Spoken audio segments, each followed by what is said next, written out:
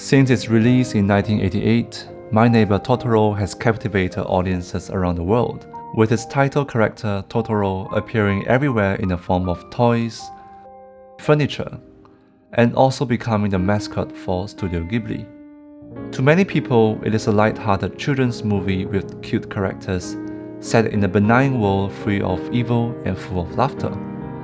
However, beneath this story of joy and innocence, there are parts that might baffle the audience with some questions. Who is Totoro? And what purpose does it serve? What about the two smaller Totoros? And what about the dust bunnies and the cat bus? Are they real or are they just the imaginations of our protagonists, Mei and Satsuki? To answer some of these questions, let's look at something that is perhaps not so often talked about in the movie. Its music.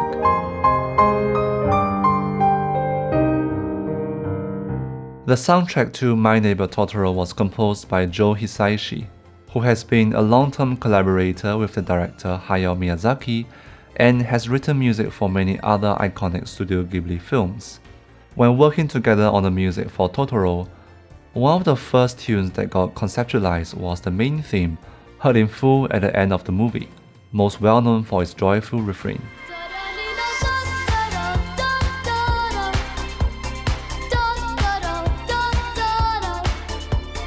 But when looking at the movie, it's not just all happiness and joy. There are moments of fear, sadness,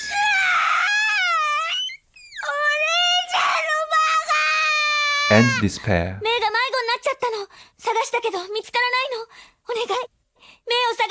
Within the general cheerful mood, there are down moments where our protagonists experience some kind of trouble or internal conflict. And this is reflected in the music. Take a look at the main theme.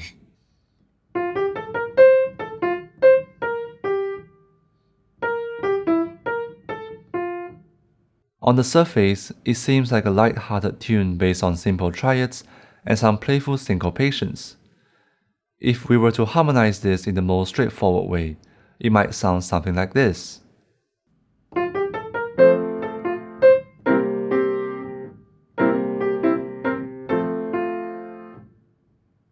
However, this is not what Hisaishi did. Instead, the music with the actual harmony sounds like this.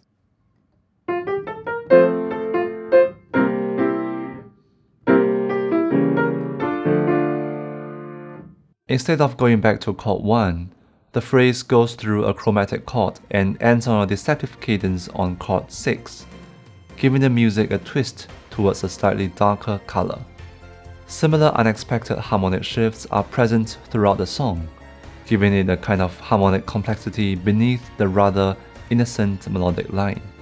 The emotional nuances within the music here echo those in the movie.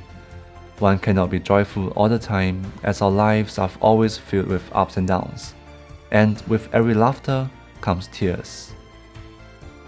This brings us to one of the central ideas of the movie: duality.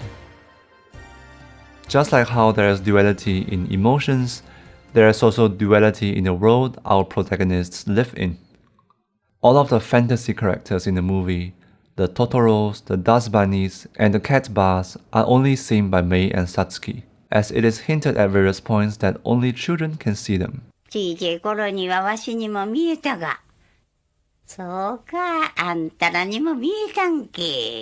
Hence, there is the duality of two worlds, the real world and the fantasy world. Are these characters real, or are they magical creatures that only live in the imagination of children? There might not be a clear answer to this, but again, we can look to the music for hints. In representing the character Totoro as a leitmotif in the movie, Hisaishi has chosen not only one, but two musical themes.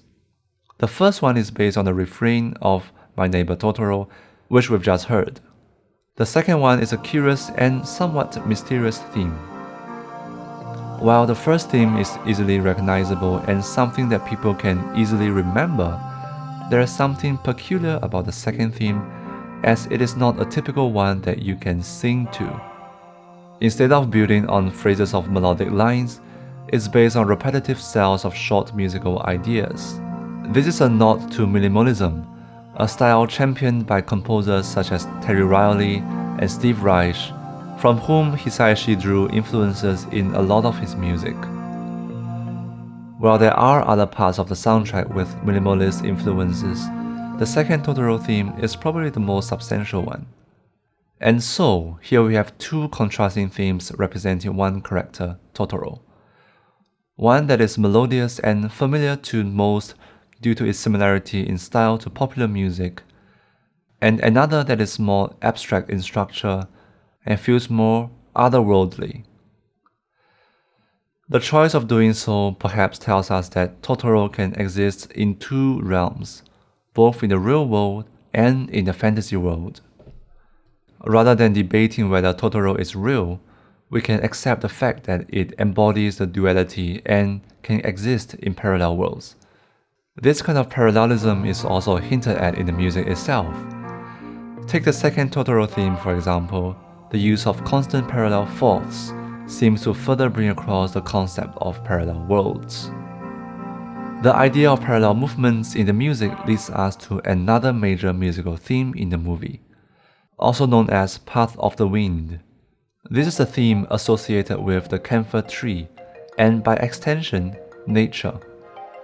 It begins with an introduction featuring parallel fourths, with a repetitive motif that is also reminiscent of Hisaishi's minimalist influences. As the main theme enters after the introduction, it presents a melody based on a pentatonic scale, which is a reference to traditional Japanese music. By basing this theme on the pentatonic scale, Hisaishi seems to be portraying both the geographical setting of the movie in rural Japan and the camphor tree as a subject of veneration in Japanese culture. However, the timbre of the music is heavily based on electronic sounds, which seems to contradict the desired traditional and natural spirit of the music. But it is this contradiction that, again, draws us towards duality, this time between nature and humanity. The juxtaposition of the house, a human product, against the camphor tree, a symbol of nature, encapsulates this duality, which is further embodied in the music with its use of the pentatonic scale played on electronic sounds. One of the most notable places where this musical theme is heard is when Mei and Satsuki's dad bring them to worship the camphor tree. The music plays throughout this encounter, and its function here is perhaps a transportation device that brings our protagonists from human civilization into nature, which according to traditional Japanese beliefs contains spirits. Just like how it seems to transport them into the spiritual world, it tends to bring the listener to somewhere so longed for, but yet so unknown. A feeling of nostalgia that many listeners experience. While this nostalgic feeling is difficult to explain, it could also be the result of the use of harmony in the music. The introduction seems to begin in E-flat major, but this tonal tendency is broken when the main theme enters on a C, hinting towards C minor. The bass line then oscillates between A-flat, G, and F, without resolving to E-flat at any point, but to C at the end of the first section. There is therefore a kind of tonal ambiguity where our home key is not clearly defined. It seems the music wants to return to somewhere, but not knowing exactly where to return to. For me, it's this kind of effect that makes the music nostalgic, as if we have a strong longing to return. And that could be the central idea of the movie. It encourages us to return to the past, find the child within ourselves, and revive the kind of childlike imagination that we all used to have. The imagination of a magical world where anything is possible. As grown-ups, we tend to get fixated on the rules of the real world, and only when we think like children can we disregard these rules and let our imaginations fly. Therefore, if we look at the movie and try to answer some of our questions with logic, it might not make sense and will never do. We simply have to accept the duality of both worlds. the coexistence of humans and spirits, of civilization and nature, of reality and imagination. Music here is a binding force that embodies this kind of duality across different contexts. And in this way, it is kind of magical. Just like how Totoro enabled Mei and Satsuki to experience the magical, music allows the audience to listen. And only when we listen are we able to experience the magic of Totoro.